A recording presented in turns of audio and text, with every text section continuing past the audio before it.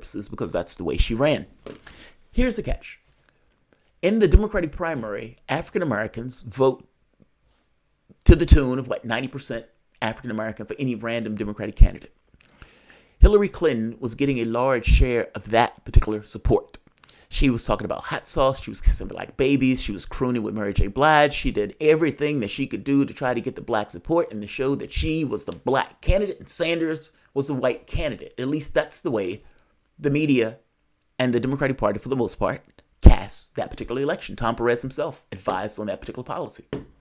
Yes, it was racist, but they didn't necessarily care. They wanted Clinton to win. My point is this. Despite the fact that what Sanders is prescribing would be dramatically better for the bottom share of the economy, particularly for African Americans, Hispanics, and the bottom share of the economy, and for whites also. The majority of people who are poor are whites. There are a majority of whites in this country, even though that's not necessarily the way people think of poverty. Nevertheless, what he's talking about is a policy prescription for the 99%. The bottom share of the economy would be better served with a Sanders, and nevertheless, in one election after the next, especially in the South, those African Americans turned around and voted for somebody who was not in their best interest. In some respects, because they didn't know who Sanders was, but in a larger respect, because for African Americans, there are not two parties. There's only one. And ultimately, the question always really boils down to one thing. Will you keep the Republicans out of office? When I was younger, before I became politically active, I was the same way. You would go in, who's a Democrat, who knows, who cares, will they keep the Republican out? Bam, that's the vote. I hate that voting. Voting needs to be an active, transactional process. You vote for somebody because you want your world to look a particular way, and you believe that either you would get something back from that particular vote, because I guarantee you that's the way the 1% votes and put their money behind when they're investing in candidates. It burns me that Clinton was getting that much support from African Americans. It burns me when I know that Sanders would be far better for that particular community. 2020, this election, Joe Biden is running. Joe Biden, looking at that last debate, is a shadow of his former self, and oftentimes is looking into the mic in this kind of glazy-eyed, out-of-it way before giving an answer where it oftentimes seems to be incoherent. This man, who oftentimes didn't know Obama's name, thought Theresa May was Margaret Thatcher, who in one respect did not even know where he was, is getting a large share of the African-American support for the exact same reason that Hillary Clinton was getting that large share of the African-American support. We think this guy would get rid of Trump and his cronies. Ergo, we will vote for him. We believe he's more electable, just like they thought Hillary Clinton was more electable. Joe Biden is asked the question on some of the things that he has said in the past. This man who's getting the African-American support, who for the most part raised the hand of segregationists, because again, he used to work with those segregationists. He used to be close to those segregationists, either in busing policy or putting black men in prison. This is the guy that is getting African-American support. It burns me. One of the women at the debate, an African-American woman, maybe it also burns her, because the question that she asked Joe Biden had a certain poison in that particular question, even in the framing of the question. And Joe Biden's answer is one of the weirdest and bizarrest, maybe the most incoherent rambling that any debate you can bring up on YouTube. It's that bad. Joe Biden, what would you do to deal with the racial injustice brought on by slavery? And here's one of your previous quotes that doesn't necessarily look all that well on you right now. How do you respond to that? Well, we need to make sure 3-year-olds can go to school. And radios. We need to make sure that kids have radios playing. And yeah, we need to send social workers into black families to help raise their kids. You think you think it's hyperbole? Welcome to the soapbox. I'll let you hear from Joe Biden himself. Welcome to the soapbox.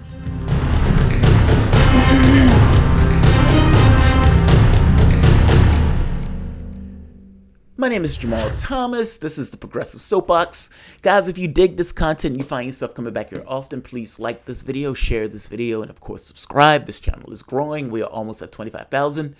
Also, if you really dig it, please consider supporting through PayPal or Patreon.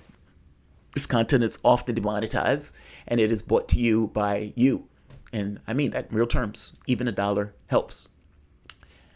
Joe Biden, glazy-eyed, at one point in this, his dentures seemed to have fallen out. In the last debate, he popped a blood vessel in his eye. He's not been having a good show of it. In the first debate, he was bullied by Kamala Harris. In the second debate, he was bullied by Cory Booker. In the third debate, he was bullied by Julian Castro. He's not having a good show of it. Excuse me. Regardless of what Washington Post tries to say in order to prop him up, look at the debate for yourself. He is not having a good show of it. This particular question had a certain poison to it. I mean, honestly, and I understand where the woman is coming from. I don't necessarily know if she has a position in this per se, but it sounded like from this question she had a particular position in this. And she asked something that, despite having a certain poison into the question is infinitely fair. This is what you said in the past. Do you still believe that? And as president in a country that seems to be more racially divided with a Trump in office, what are you going to do to deal with past injustices? No justice, no peace, right?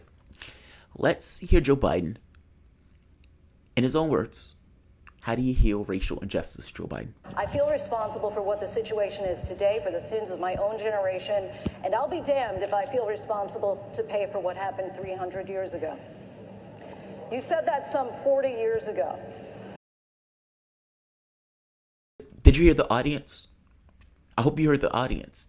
Again, they groaned. That's how bad that came across. And again, he said this 40 years ago, but I mean, I guess the issue is he did say it. And this is part of Joe Biden's history, regardless of the fact he tries to rub himself in Obama, missing the fact that he couldn't even remember Obama's name at some points. Let's hear his answer. But as you stand here tonight, what responsibility do you think that Americans need to take to repair the legacy of slavery in our country? Well, they have to deal with look, there is institutional segregation in this country. And from the time I got involved, I started dealing with that. Redlining, banks, making sure that we are in a position where, look, we talk about education. I propose that what we take is those very poor schools, the Title I schools, triple the amount of money we spend from 15 to 45 billion a year. Give every single teacher a raise to the equal raise of getting out the $60,000 level. Number two, make sure that we bring in to help the teachers deal with the problems that come from home. The problems that come from home, we have one school psychologist for every 1,500 kids in America today. It's crazy. The teachers are retired. I'm married to a teacher.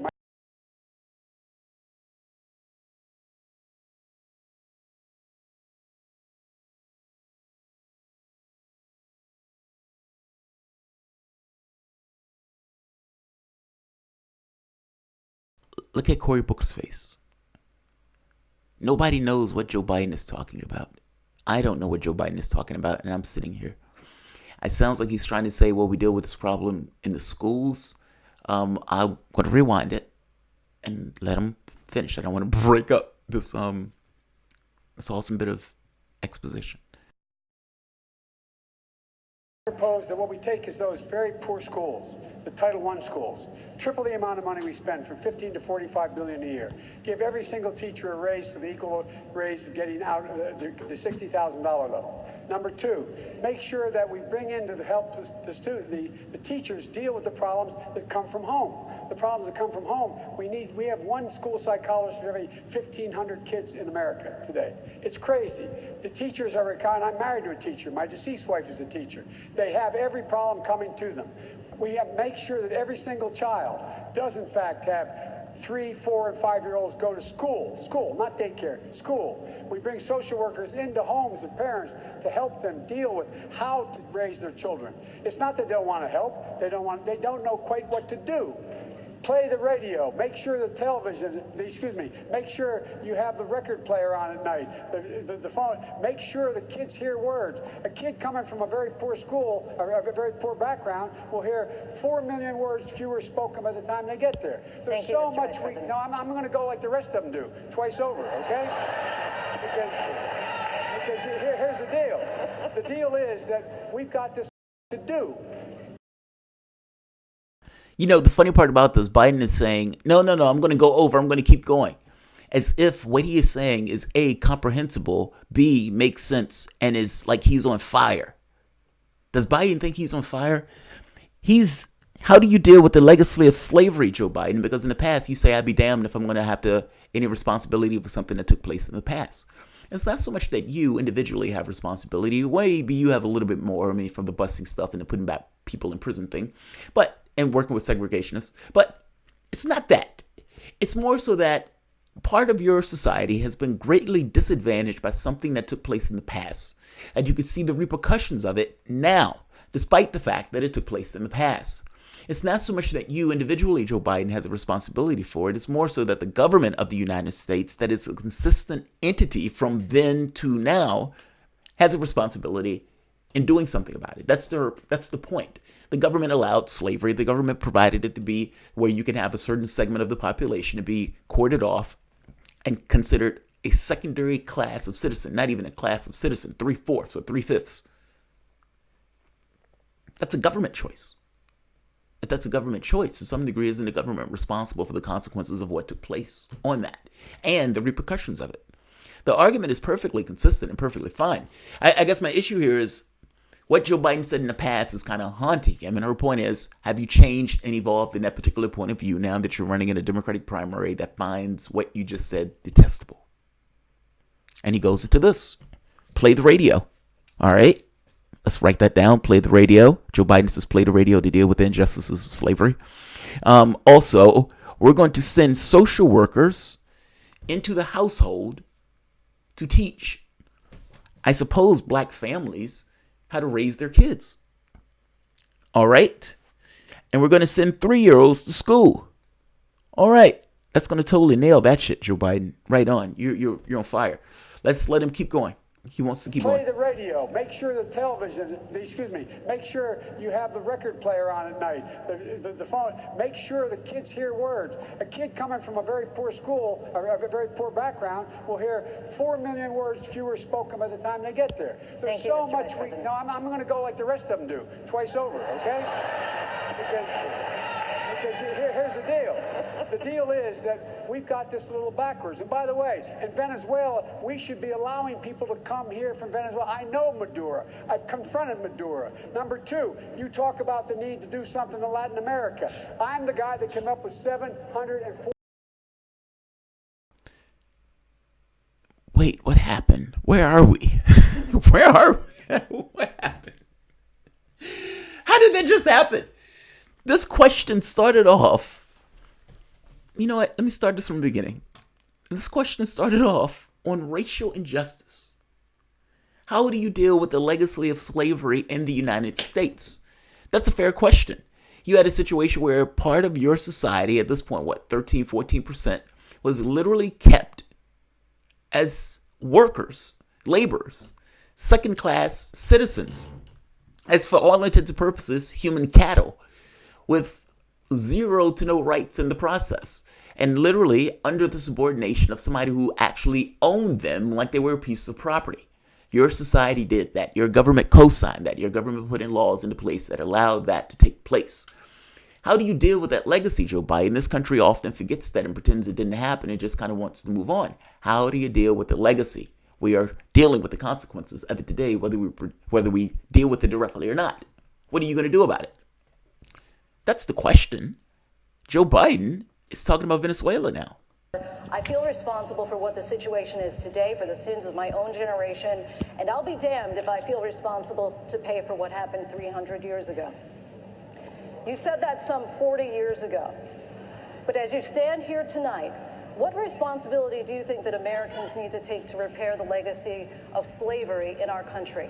Well, they have to deal with look, there is institutional segregation in this country. And from the time I got involved, I started dealing with that. Redlining, banks, making sure that we are in a position where, look, talk about education. I propose that what we take is those very poor schools, the Title I schools, triple the amount of money we spend from 15 to 45 billion a year. Give every single teacher a raise so the equal raise of getting out of the This is a question on the injustices of slavery. Just so we're clear, I want that to stay in your mind while you're listening to this. It should be firmly in your mind that this is a question about how do you deal with institutional or the vestiges of slavery and injustice in this country. He's talking about schools now. He's jumped the shark into something else, meaning he started off talking about one thing, now he's talking about schools. Let him $60,000 level. Number two, make sure that we bring in to help the teachers deal with the problems that come from home. The problems that come from home, we have one school psychologist for every 1,500 kids in America today. It's crazy. The teachers are, and I'm married to a teacher. My deceased wife is a teacher. They have every problem coming to them. We have to make sure that every single child does in fact have 3, 4, and 5-year-olds go to school, not daycare, school. We bring social workers into homes and parents to help them deal with how to raise their children. All right, you're sending 3-year-olds to school, fair enough. And you're sending government workers into households to teach them how to raise their kids. That's astonishing. It's not so much that I'm against this notion that the government can help raising your kids. It's just, will the public be okay with you sending government workers into the household to essentially tell them and show them and teach them how they should be raising their children? We're talking about the vestiges of slavery, so it sounds like this is going to be into the home of black kids and black families. All right, let's keep going. He has more to say. Fair enough. It's his position. Whatever it is, I'm not for that. But hey, Joe Biden is. Let's keep going. It's not that they don't want to help. They don't know quite what to do. Play the radio. Make sure the television, make sure you have the record player on at night. Again, a question to deal with the vestiges of slavery and injustice in the society. It seems that Joe Biden thinks that the problem is entirely the individuals or the families, and that if they can speak more words in front of the kids, that those kids will somehow be better off. This is an astonishing thing, because otherwise I don't know why he's saying play the radio or play the television. I think his point is if those kids had access to additional words and they could learn more and they could be more, advanced. This is a question, again, on how to deal with the vestiges of slavery, injustice, societal injustice. Teach kids more words. Let's keep going. Make sure the kids hear words. A kid coming from a very poor school, or a very poor background, will hear 4 million words fewer spoken by the time they get there. There's so much. I'm going to go like the rest of them do, twice over, okay? If you notice, nothing in this question deals with economic issues, meaning poverty, meaning injustice. Slavery literally took human beings and used them for free labor. That free labor was never compensated. They didn't get the 40 acres and a mule. If anything else, after a while, it's kind of like Trump doing with climate change. And this report is like, well, it doesn't exist. And even if it does exist, we've gone too far to do anything about it. That's kind of the way it was with slavery and blacks. Well, we can't do anything about it right now. And then at a certain point, well, we've gone too far to do anything about it. So let's just keep it moving along. The issue is the people gave up free labor. They were forced into slavery. They were forced into giving labor to people. And it wasn't the majority of whites. I think it was a small segment of the population, but still, nonetheless, forced to give free labor. That's the issue, Biden. It's that labor was never compensated. You're talking about poverty, instantiated poverty coming from the origins and the beginnings in this particular country. Even when they were let loose as free slaves. And the laws were, technicalities within the context of the laws where, yeah, you're free, but free to do what? You don't have anything, you don't own anything. For the most part, you're still stuck on the same land that you were working before. The issue is that it was never paid for. The issue is an economic one, Joe Biden.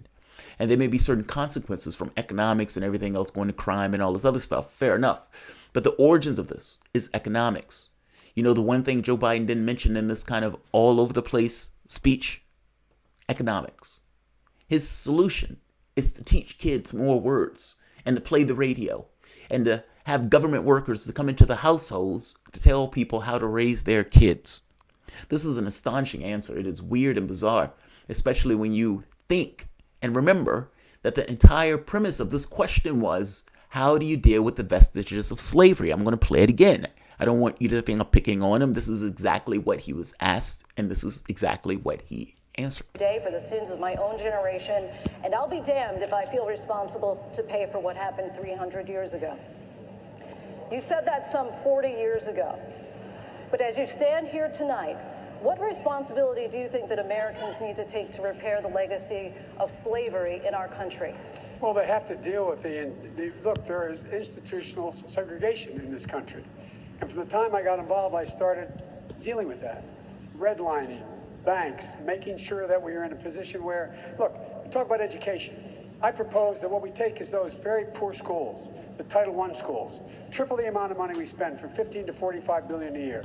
Give every single teacher a raise to the equal raise of getting out the $60,000 level. Number two, make sure that we bring in to help the teachers deal with the problems that come from home. The problems that come from home, we have one school psychologist for every 1,500 kids in America today. It's crazy. The teachers are retired. I'm married to a teacher. My deceased wife is a teacher. They have every problem coming to them. We have to make sure that every single child does in fact have 3, 4, and 5-year-olds go to school, not daycare, school. We bring social workers into homes of parents to help them deal with how to raise their children. It's not that they don't want to help, they don't know quite what to do. Play the radio, make sure the television, make sure you have the record player on at night, the phone, make sure the kids hear words. A kid coming from a very poor school, or a very poor background, will hear 4 million words fewer spoken by the time they get there. There's so much I'm going to go like the rest of them do, twice over, okay? Because here's the deal. The deal is that we've got this a little backwards. And by the way, in Venezuela, we should be allowing people to come. This should have been one of those times where he says, okay, I'm finished. You weren't on fire, dude. What you were saying was not hot fire. It was not hot fire at all. I know you maybe felt like that in the moment. Like you felt juiced up. You're like, yes, I'm doing it. We need to kids need radios. We need kids to listen to radios. And not just radios. I'm going to send government workers into their homes to help them raise those black kids, because those teachers are having difficulty raising those kids. I mean, teachers shouldn't have to deal with those issues. And Venezuela, I know Maduro. I look Maduro in the fucking eyes. Like, this answer was not a good answer. And I understand he might have felt juiced up and like he was hot fire, but this was a horrible answer. How do you deal with the vestiges of slavery? And you're saying play radios and send government workers into people's homes. Look, yes, all things being equal, I would like kids to, know more words, but not necessarily in the context of a question about how do you deal with the vestiges of slavery. Slavery, yes, was a civil rights issue. It was also an economic issue. And much of the problems that you are talking about here are based in economics. And that is the one thing that you didn't mention. You put the responsibility entirely on the families themselves, as if it was the faults of the family that there was some kind of vestiges of slavery. Horrible answer. You covered the Sinclair commercial during the ABC Democratic debate burning AOC in effigy, mass graves. I didn't see that one. Wow. Texas District 128 representative tweeting death threats to Beto. I need to check that out. Burning a guillotine. I wish Gravel was there to ask Biden if the social workers should have came along and played the radio to help teach him how to keep his son off of crack. Oh, that would have been rough. Would Gravel have gone there? I don't know if Gravel even would have went there. That's a tough one, man. That's a tough one. Let's see. I could have swore Pop. I thought Pop Reality is that one. I don't see it. Let's see. There's one more. Hold on. That was not a good video, man.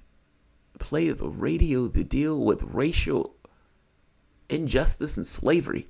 Kills for a living. I told you in January that Biden had no shot.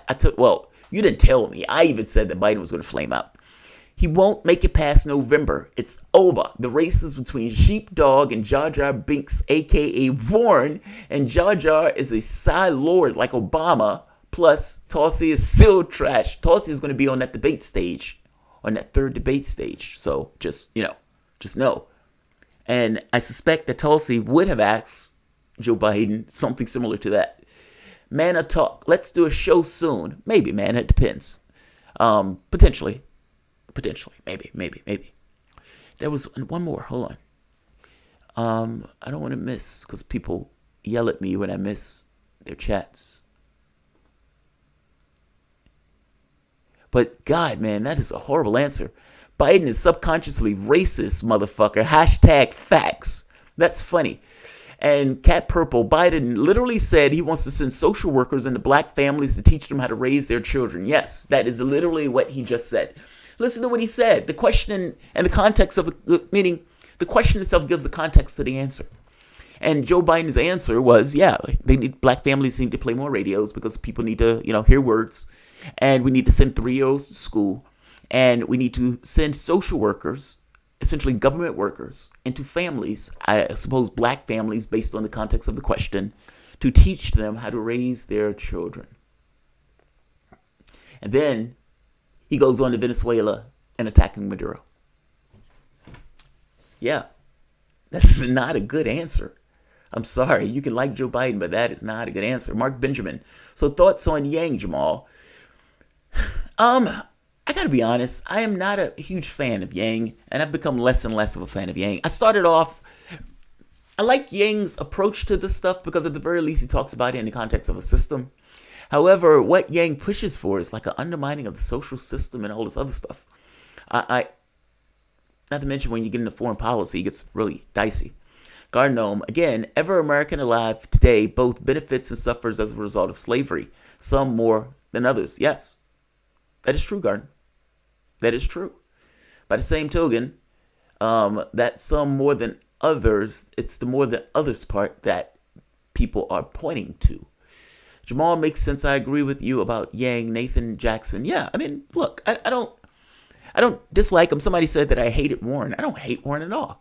We are in an election season, and within the context of that season, it is my job to separate the wheat from the chaff. If Warren is trying to be a one-to-one with Sanders, and I think she's being disingenuous in doing so, it is literally my job to call it out, seeing as that I support Sanders in this, and I don't trust Warren. It would be weird if I did videos rah-rahing Warren if I didn't trust her. That said, her being on the debate stage is a positive, which creates a bit of a complication. You can't put a knife in Warren if she's benefiting you on the debate stage. By the same token, her being there becomes this notion of, in people's minds, a one-to-one because she defends the same things that Bernie Sanders is pushing for. Meaning Warren is okay for Medicare for all in principle, so she can stand on the debate stage and full-throatedly defend it because she's not against it in principle. In practice, she's willing to accept things that are not Medicare for all and call it Medicare for all. She's willing to do this two-step and waffle on this issue because, again, in practice, she's okay with it, and so she can defend it and fight for it, and people can have this notion that she's all for it. When in reality, she's okay with other things also. It's a complication. You can't attack somebody who's benefiting you on each debate stage. And I suspect that this gets to one of those things where you have to let it ride for a period of time because, again, when you guys are in a foxhole together and most of the other people on the debate stage are attacking the things that you are pushing for it, it's nice to have two people who are pushing for it. By the same token, you got to show division between those two people at some point to show that that person is not pushing for the same things that you are. It's an interesting political problem. I'm not quite sure how to deal with it yet. I would say this: Sanders can't hit Warren, other people can. And maybe that's the answer to the dilemma, to have a dark horse, a Batman to the Superman. Biden will wonder how Jamal became so articulate. Oh, that's messed up. Oh, that's messed up. Funny, but messed up. If Native Americans could get casinos, why not black folks get a stadium? That's funny. And look, I'm not this country benefited greatly from free labor.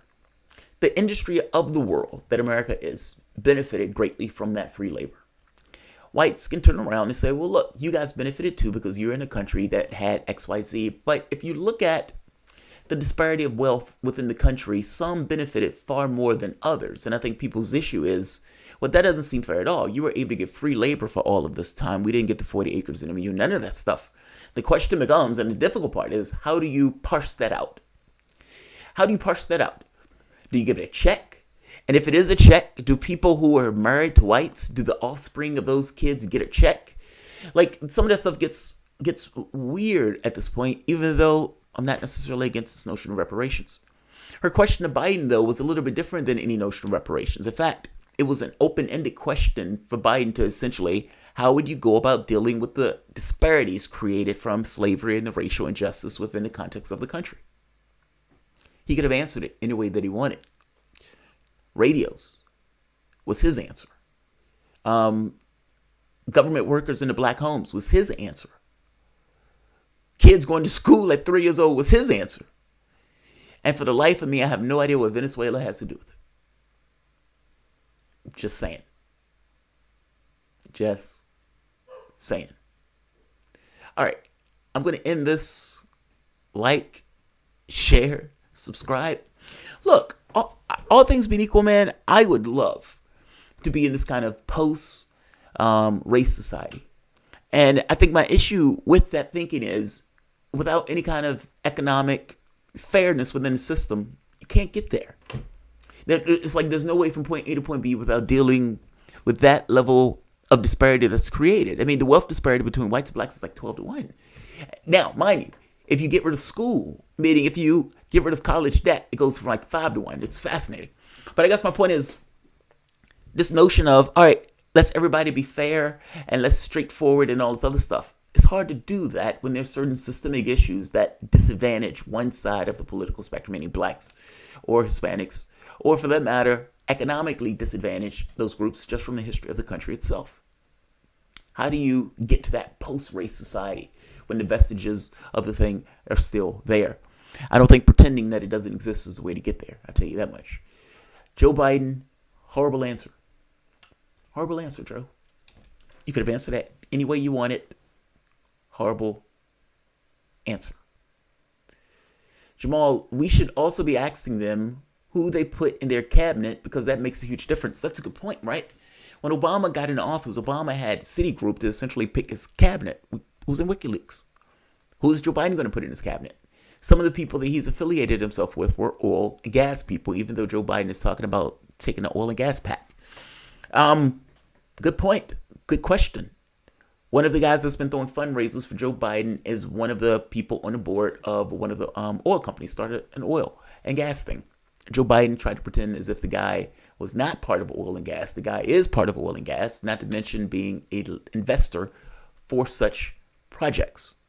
If that guy is going to be in Joe Biden's cabinet, then any notion of doing something real about climate change is out the window. Good question. Good point. Like, share, subscribe. Thanks all.